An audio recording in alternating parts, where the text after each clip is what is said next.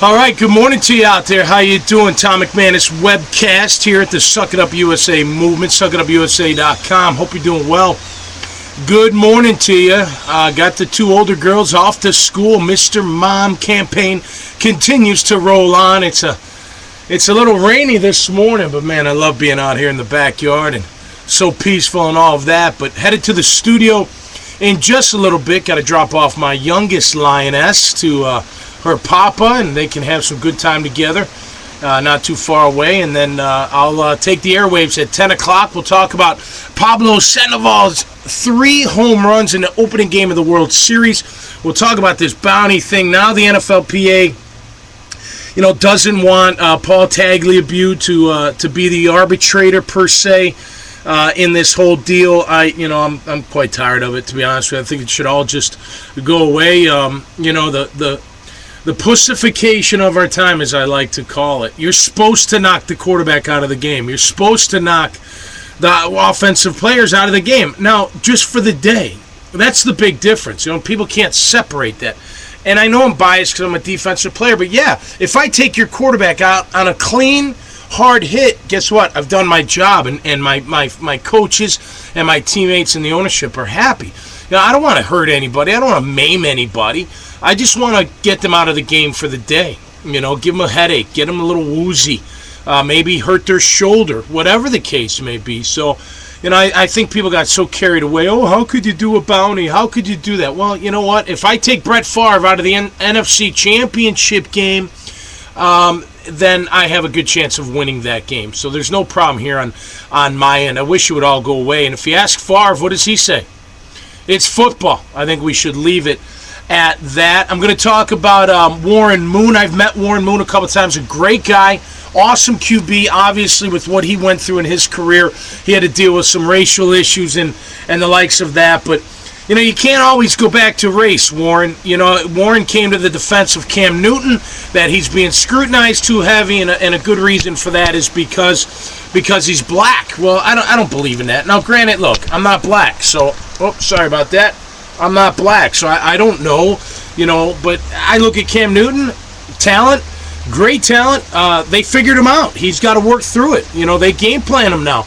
Same thing's going to happen to RG3. Same thing's going to happen to Andrew Luck. Same thing's going to happen to Blaine Gabbert, as it always has already happened. So, they figure you out in the NFL. Your athletic ability is not enough. You being bigger, stronger, faster, and quicker, than the college athlete across from you, well, that gets you through in college. But when you get to the pro, they're just as big, they're just as fast, they're just as quick. You took them, last year, obviously. You did a great job. Had a great year.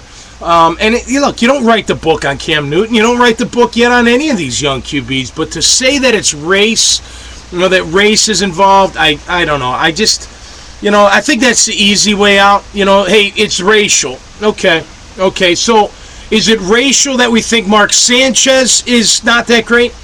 Is that racial because he's Mexican? I mean, I don't care if he's Mexican or Polish, for crying out loud. To me, you don't count on Mark Sanchez. So is that racial? No, it's not racial. It's just saying, look, Mark Sanchez is an okay QB. He's not an unbelievable QB that can carry you. So I don't like the whole thing. Now, look, sometimes race is involved. I'm not naive, and nobody should be out there, but it can't always be that. And I wish Warren Moon, and I know he said, maybe racial was too hard, stereotypical. I don't know. Look, at the end of the day in the NFL, you better win from the pocket. You better win from. It's proven. Now, you have to run. You have to be athletic. You have to move around. RG3 is great. He's dynamic. Luck, the new guy up in Indy, he's dynamic. He can run too, but he makes throws from the pocket, as does RG3. So you got to get it done from the pocket first and foremost in the National Football League. Until Cam can do that, consistently, yeah, they're going to say, well, what are you doing? Now, granted, Rob Chudzinski, who I played with at the U and know personally, he's got to do a better job getting the right plays in for Cam Newton. So, I wish Cam the best. I hope it all works out for him big time. I think he's awesome. And I tell you what impressed me most about Cam Newton. Going to Radio Row in the Super Bowl like we did again last year, and up in Indianapolis, and you're on Radio Row Thursday and Friday. It's crazy, it's hectic, it's all of that, and in walks Tim Tebow with an entourage. 10 people, 2 police officers on either end of the entourage, and you're just sitting there going, seriously, you're at Radio Row. It's not like you're going into some kind of hostile environment. Later that day, I see Cam Newton. Cam comes in by himself with one other person. Class. I like it. Not that Tim's not classy, but I think he gets a little bit carried away in his own hype. But whatever, but hey, I'm a big fan of Cam Newton. I'm a big fan of any quarterback that's tough, and I do think he's tough. I don't like his post-game press conferences, but he'll get better. He's still a young guy, and we'll see how that goes. So we'll get into all that today. Had a great day yesterday, learned a lot, and I'll tell you what, War and Football, remember that title, War and Football. It's going to be epic. It's an incredible story. And I tell you what, it's going to have a great message behind it, and we're one step closer to getting it on the big screen. We're committed. Flickr Studio, can't thank you enough. We're going to get this thing done. Hopefully film it right here in the greater Jacksonville area. You see my shirt, Suck It Up MMA. No excuses, no quit. You know what? I always say this, live like a fighter.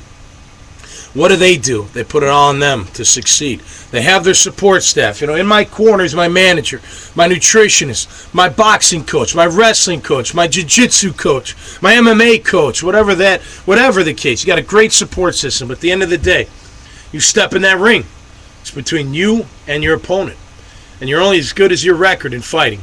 Just like in football, just like in any sport, you're only as good as your record. So enter the game, the ring of life, and live like a fighter, because when you put it all on you, you cannot lose. And that's my message with Suck It Up movement.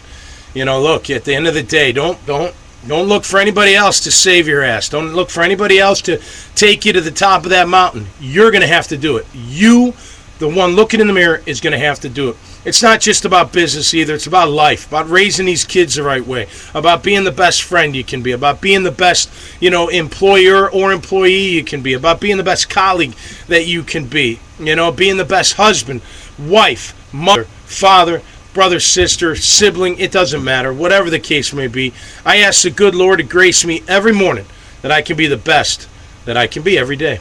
And I think we all should, all right? Have a great day, everybody. We'll check in a little bit later. Sunshine is starting to come out. It's a beautiful thing. Beautiful weather here. October, November, December. Of course, in Northeast Florida. We'll talk Florida, Georgia as well. Get into it. And tell you what, have a good time doing it. Have a great day, everybody. Hug the ones you love. Tell them you love them, because you never know what tomorrow is going to bring. And we'll see you next time right here on the Tom McManus Webcast at SuckItUpUSA.com. Stay tuned for more at 10 a.m. sharp right here at SuckItUpUSA.com, headquarters of the Suck It Up movement. Have a great day.